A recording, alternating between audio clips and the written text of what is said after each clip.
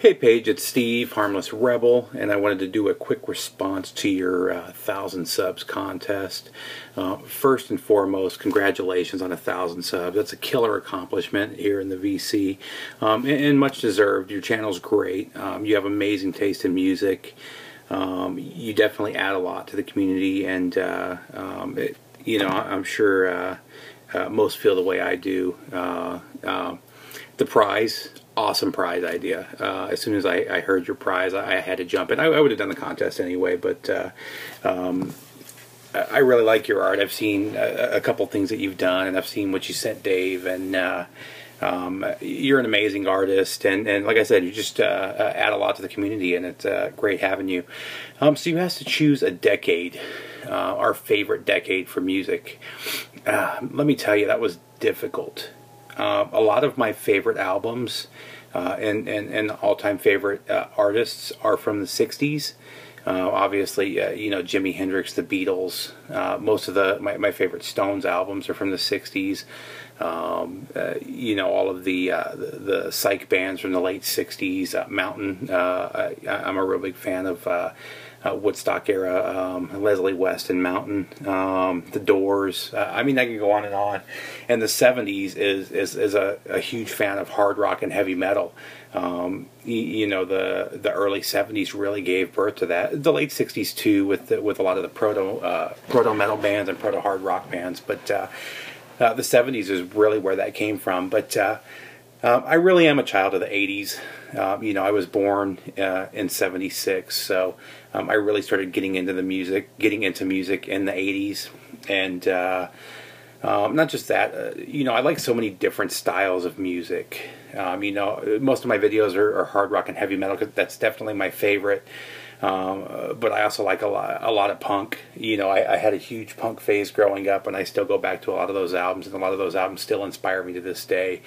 And though I do like a lot of the 70s punk, and some of my favorite punk albums are from the 70s, I really love the stuff from the early 80s, the American punk scene from the early 80s. Early 80s is when the second wave rockabilly came out. So a lot of bands I love. I'm a big rockabilly fan, psychobilly fan. That came out in the 80s. The post-punk movement I was a big fan of, started in the late 70s, really came to fruition in the early 80s. So I just picked kind of a mix here of some of my favorite albums. This is definitely not a definitive list, and there are some favorites that I'm not showing here. These are just some of the first ones that came to mind. So obviously, I'm going to start off with the hard rock and heavy metal albums. So an early favorite of mine, and is definitely going to be Blizzard of Oz from Ozzy Osbourne. And in all reality, even though I grew up hearing a lot of this stuff in the 80s, a lot of this stuff I really didn't get into until the 90s, and some even the 2000s.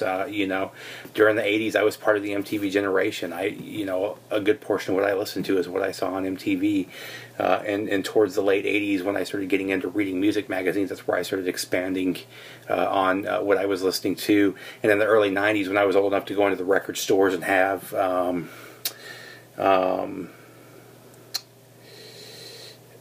succinct conversations with the people in the record stores, and started expanding on my knowledge there, and learning of new bands there, what I listened to expanded again. So, and probably the 90s is when I really came. Obviously I started, that's when I went to high school. 90 was my freshman year. So the 90s is really where the music was ingrained in me, and my love for music was ingrained. But this one, Ozzy Osbourne, I got into Ozzy in the late 80s with Killer of Giants, and then went back and learned of his earlier catalog. And Blizzard of Oz is definitely one of my favorites from the 80s. Now this was a band I've talked about in recent videos, and I've talked about throughout my year, a little over a year in the VC. This was the band that really got me into hard rock and heavy metal. It was Motley Crue, and I got into them in about '84 when they were kind of blowing up MTV.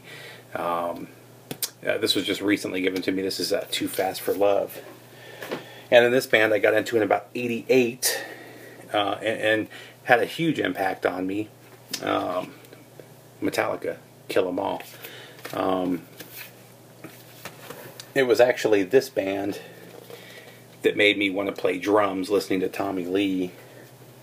But this was more the band that I wanted to sound like as a musician.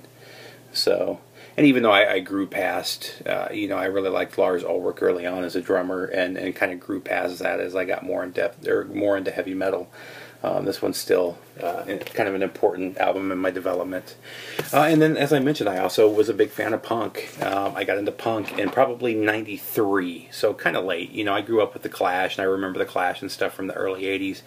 But I didn't get into the real punk until probably, like I said, '93. I had a bunch of friends that were gutter punks.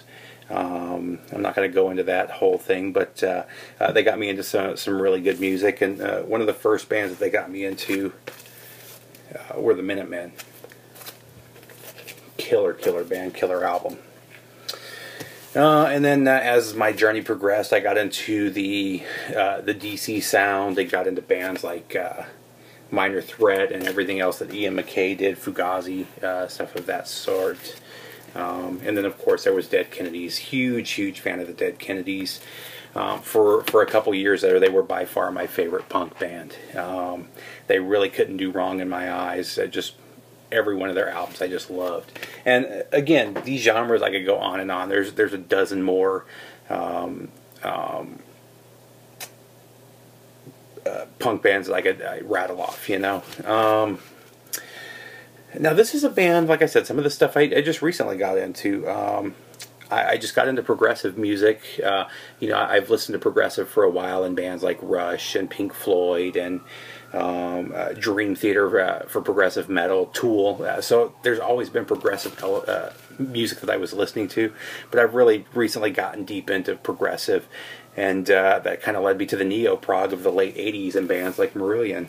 And this was, the VC led me to this. This was Spud and I'm Just a Spud Boy and LJ that led me to this band. And just that whole 80s, late 80s prog movement that was going on. And then some stuff that I was into in the 80s.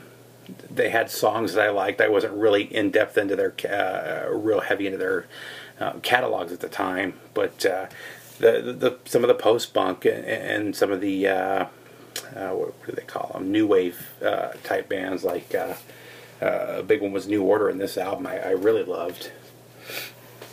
And then also The Cure. And then, of course, you know, more of the 70s, but Joy Division, which obviously later became New Order, and Echo and the Bunnymen. Again, you could just go on and on.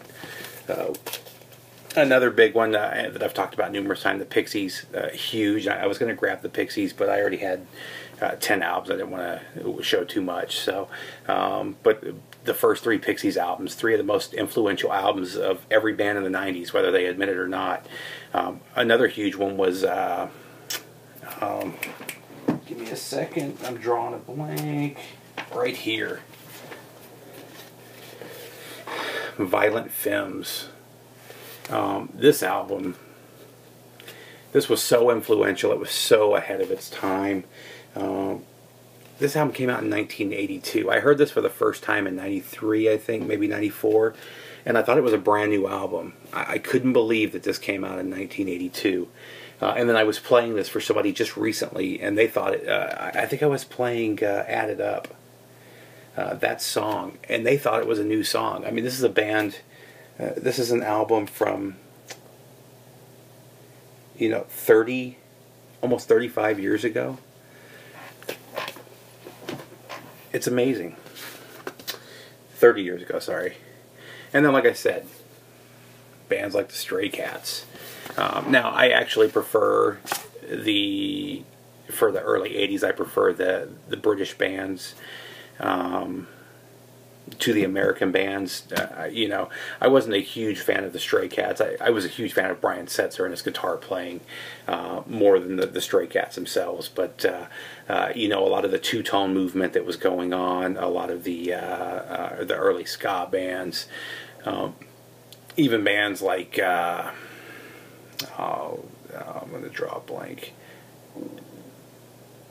The Cramps, who were getting real big in the 80s. I mean, it was just a great decade for music. A bad decade for fashion, a great decade for music. But that's my response. I hope you dig it. I hope there's some new stuff for you to check out here that you haven't looked at before. Again, congratulations on 1,000 subs. Like I said, you definitely deserve it. Great channel. And take care. Take care, Paige. Take care, BC.